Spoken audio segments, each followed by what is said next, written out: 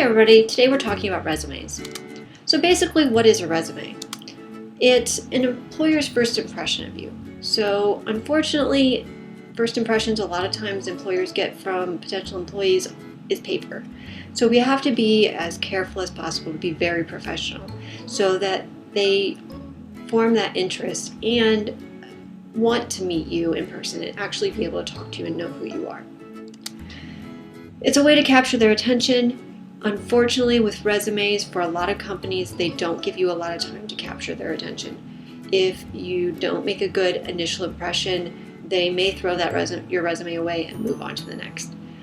Some employers I've talked to will give you somewhere between 10 and 30 seconds to make that good impression, and then they're moving on if you haven't. It's a snapshot of your important experiences and qualifications. So what have you done that would make you the best person for this job? You're going to tell them, here's the things I've done, my education, my work experience, my activities that I've been involved in.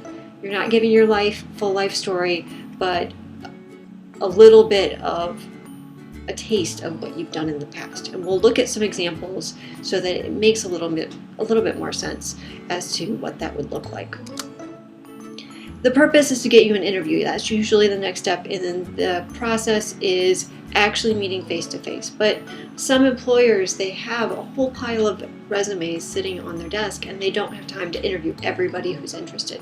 So they narrow it down to a more manageable group that can actually get an interview, and you want to be in that group. It tends to be, if you do get the interview, that they will use that as an outline for your interview, a starting point that they might ask questions. So it might be something like, I see that you have worked at the Steer Barn for 2 years. Can you tell me a little bit more about that experience? Types of resumes, and this is basically ways to give them your resume. One is old-fashioned paper. You just print it out, you mail it in, you hand it to them. There's also, the digital age, so we've gotten more of the ability to send things electronically. That might be attaching it to an email. It might be putting it up on monster.com to send it to certain businesses.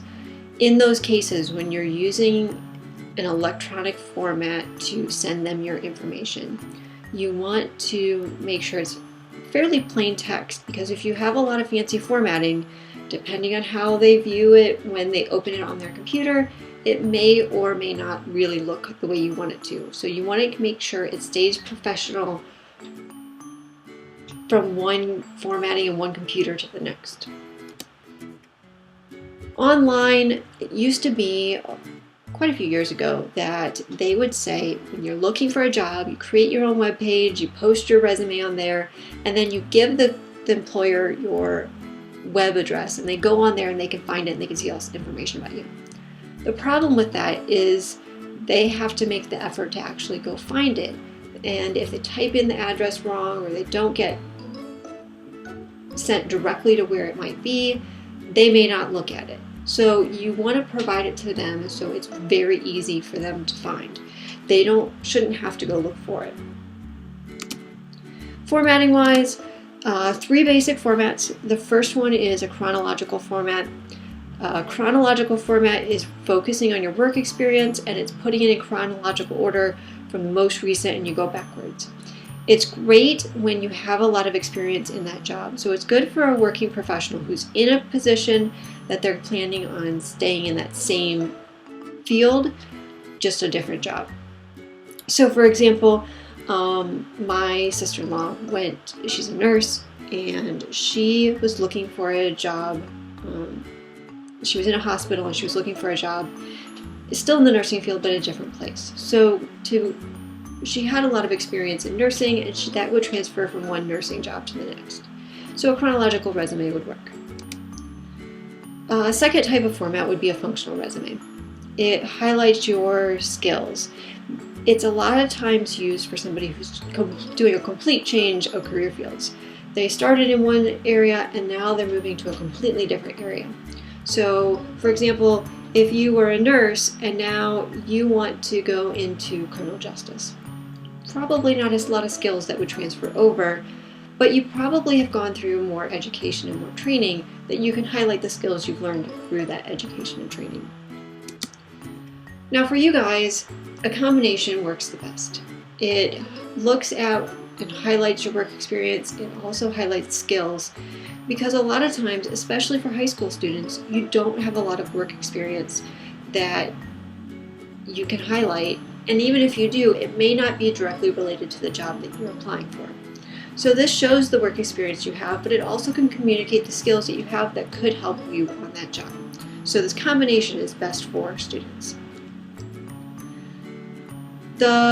Just an example of a chronological resume, if you notice on this resume here, the experience is taking up a lot of space. He has 3 different jobs, one in marketing, an advertising specialist, and a kitchen specialist. So if he's applying for a job in a marketing field, they can see some of the things that he's done in marketing or advertising in his previous jobs. The functional resume is something that's going to highlight your skills. So for this one, he really talks in a lot of detail about each of the skills he lists. He has entrepreneurial skills and talks a lot about that. He has professional sales skills and talks about it. He has communication skills and he gives some examples. So he's spending a lot of time focusing on the skills that he does have. And then the combination. They have quite a bit of space that they're talking about skills, computer skills, interpersonal skills, research skills, but they also have their work history. So they're giving as much information as they can. For high school students, sometimes if you haven't had many jobs or haven't had a job at all, this helps make the use of the space you have on a resume and can help you have more information to share so that your resume doesn't look empty. Alright, so typically your resume is going to be formatted with headings and then you give your information. And that way, as an employer, if I wanted to find out just about your education, I scan down through those headings, I find the education section, read that, and then I might move on. So typical headings, you'll have an objective. That's basically what job you're looking for. Your educational experience, for you guys at high school, if you're going to Sentinel, it'll be Sentinel. If you go into college, someday you'll add your college education to that. Activities that you're involved in, so that could be clubs, it could be sports, awards and honors, anything that would be special that you've been recognized for, your work experience, your volunteer work if you have something, and sometimes people have things they don't get paid for, but it's very related to the job that they're looking for. Skills that you have, and references. So the main heading at the top of your page is usually your contact information. Your name is at the top, and that should be the largest font. That way they can definitely tell whose name it is. Address. Sometimes you'll see, and on one of my examples that I have on Schoology, you'll see that they have a current address and a permanent address. That might be used more for when you guys go off to college. If you go to college, that you have your current address might be the dorm address. But if you're applying to jobs at the end of your senior year or right before summer starts, you might also need your permanent address of where you're going to be after you move out of the dorm. So that might be mom and dad's address, something that they can contact you no matter where you are. Email address, the one thing you want to think about is what does your email say about you?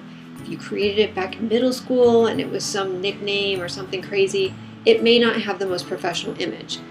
Email addresses are free to set up, so you could set up a free Google account, make it some form of your name, and that will have that professional image instead of something that would be some nickname that you came up with a long time ago. You could say, well, my RAM mail is really professional, but remember, RAM mail, people outside of Upper can't email in, so they would just get an error message if they tried to contact you through that email address. Phone numbers. Probably your cell phone number is going to be the easiest for them to contact you. Again, think about your voicemail message. Is it professional? Sometimes people put crazy things on there that might make an employer think twice about leaving a message. An objective is usually your first heading that you have on your resume. It's what job you're looking for so that they can make sure they put you in the right pile of which job they might be hiring for several different positions, and you might be very qualified for one and not at all interested in another. So that helps them know exactly what you're looking for. You do need to be careful though, because you want your objective to be specific and fit that company. But if they have a different opening that you're also interested in, you may have to resubmit your application or your resume so that you have that clear objective as to your interest in that position also. Some examples of objectives. A bad example, I want to get a job. Well, I would assume if you're creating a resume and I'm reading it, you're interested in getting a job. So give me some more specifics. Kind of a weak example, to attain an internship in the computer industry, just because there's so much available in the computer industry that there may be areas that you're more interested in or more qualified for. A good example, to attain an internship in the computer industry, working with database and network security. So they have that foundation of knowing what exactly you're qualified for. Honors and activities, I would make these two separate headings on your resume so they stand out. Not everybody has awards or honors that they've achieved, but that could be honor roll, it could be student of the month, it could be getting a letter for football, it could be FFA awards, it could be 4-H awards, it could be a lot of things, but think about those things that you've been recognized for. For activities, think about all the clubs that you've been involved in, FFA, 4-H, it could be art club, it could be young professionals, any of those things that you've spent a lot of time doing. It could be sports, and I would show that there are different levels of sports that you've been in on your resume. I wouldn't just say I've played soccer for these years. I would put Upper Sandusky High School soccer team. And then maybe if you do a travel league, you put the travel league name on there so that they can see those different levels of play and a little bit different levels of dedication as well. Honors and activities can show leadership. It can show a lot of information about somebody who is young, doesn't have a lot of work experience, or maybe no work experience. It can show that you've had some dedication to something. If you've played a lot of sports and you've been involved in a lot of clubs, you might not have a lot of time for work experience, but you've definitely been dedicated to something, so they can see that through the experiences that you've had. Work experience, you're going to list it in order, chronological order, most recent first, and then you go backwards. So if they don't look at the entire section, at least they see your most recent information. Within that, you should include the name of the employer. Did you work at Walmart, McDonald's, wherever? Your title, were you a cashier, were you a cook? A description of your job, and yes, it may seem like it would be common sense that if I'm a cashier, this is what I would do, but give them a description of what that means. Or maybe there's some other things that you had to do for your job that aren't typically included in a cashier. It helps show that you can communicate what you did as well. And then the dates of employment, I would be as specific as possible, month and year that you started to the month and year that you stopped. If you are still employed at that company, you have the month and year that you started to the present, and that will show that you're still there. Education-wise, for you guys, you're going to have the high school.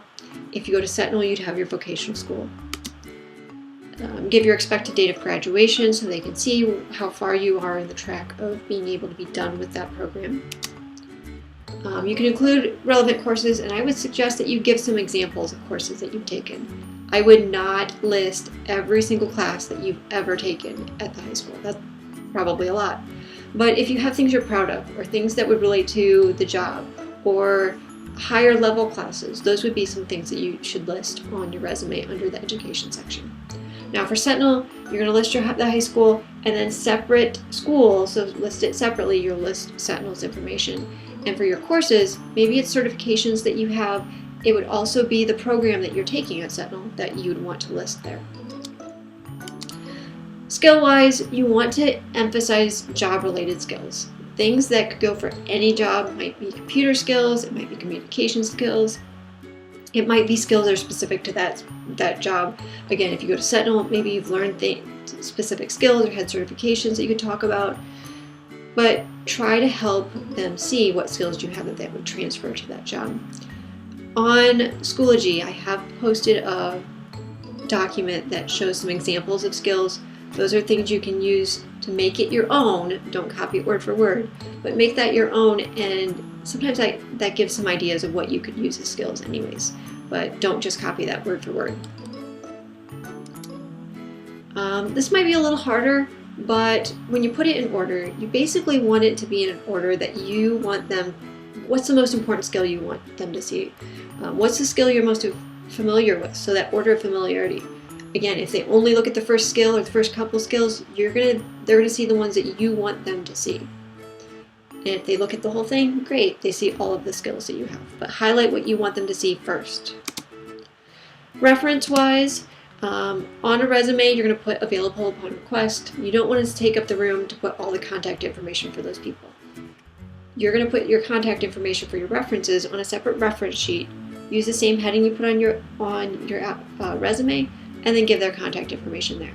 And that way, you can make sure it's okay with your references before you hand out their name. You can give them a heads up that you'd like to give or just ask them if you can give their information to a certain company. Sometimes when you go to college, they have a career development center of some sort that wants to help you get a job when you get out. And so sometimes they'll keep a file of your references. And so on that resume, in that case, you might put the contact information for the Career Development Center. And then that employer can contact them, and they might, in one call, get 5, 6, whatever number of letters of recommendation and contact information that you've put in that file all in one call. So sometimes that's a benefit of a program that you might go to after you leave high school, that they want to help you get that job. Some good people that might be references, think about what they would say about you. Do they have enough information? Do they know you well enough to say good things about you? People who tend to be good references would be teachers, coaches, could be advisors to clubs, it could be church youth group advisors, it could be band and choir directors, it could be friends of the family. Maybe it's your parents' friends that they've watched you grow up, they know you really well. It could be a neighbor, it could be the parents of your friends, your best friend's mom who you hang out at their house all the time. It should not be family though. Your mom, your dad, your grandma, your family should say good things about you. They want you to get a job. They are not looked at as a professional reference though, so do not put them as a reference on any part of your application. Also, another group to avoid would be your personal friends, especially high school friends. Being in high school now, minors that don't have a lot of work experience, again, are not professional references. And sometimes personal friends can try to maybe joke with or not say things that would be as professional. So stick with people who have some experience and they've seen you maybe in more of a professional light. Make sure you always ask that person before you use their name. It's a good way to check in with them. Most of the time, if you're going to use them for a reference, they'll probably say yes anyways, but it gives them that heads up that they might be expecting a call. It also gives you the opportunity to make sure you have the most up-to-date contact information for that person. You don't want to give out a phone number or an email address to an employer. They try to use it and it's no longer good. It doesn't really look good for you. It also doesn't look good if that employer contacts the person and they're not expecting it. They may not be as strong of a reference. So just some general tips for creating your resume. Start with your descriptions with verbs. They're not going to be complete sentences like your English teachers have taught you. They're going to be kind of choppy, short, to the point, so that you have more room to give your information. And again, on the example skills, that shows some examples of what that would look like. Your lengthwise, for you guys, you're in high school, you don't have a ton of experience, so your resume should only be 1 page. It should not go on to any more. Once you get more training, you've had more experience, sometimes your resume can go on to 2 pages. If you go on to 2 pages, you should not have a page and a half or a page and a quarter. It should be 2 full pages. So format it so it fills the 2 pages. If it's 1 page, which most resumes are, you again need to format it so it fills the page and looks professional.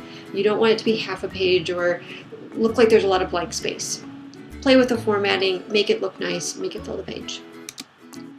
Be honest the whole time. Things that you exaggerate or lie about tend to come out at some point, so it's easier, it's more professional, just be honest. Again, check spelling, check grammar, run spell check. It does not look very professional if you didn't take the couple of minutes it would take to run through spell check. And of course, things aren't always caught through spell check, so read through it yourself, have somebody else read through it to make sure it's a really good copy before you send it out. Your style should be consistent. Make sure that spacing is consistent. Your headings are consistently formatted. Use the same formatting so as an employer looks at it, they can quickly find the information they want. They may not look at everything, but it should be easy for them to find the information they want to know.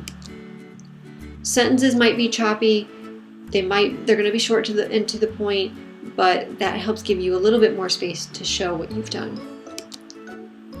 Use white, gray, or ivory paper, something that is plain that will have that professional look. They do have fancy resume paper that you can buy. Sometimes it's a little thicker, it's more of a marbled effect.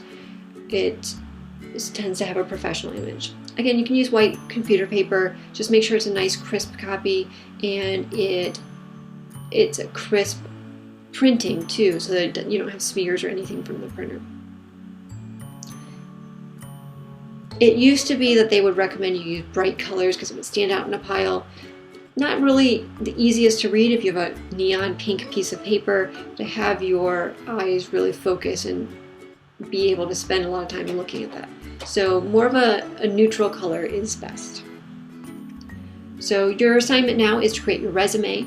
Again, your objective needs to be for a job that you could actually apply for now. All of your information should be true to the experience that you have now. We're not making anything up. And that will give you more information on what it would be like, and it would be more usable. So in the future, if you want to create your resume, you might be able to use this and add to it or update it and use it for that specific job that you're looking for.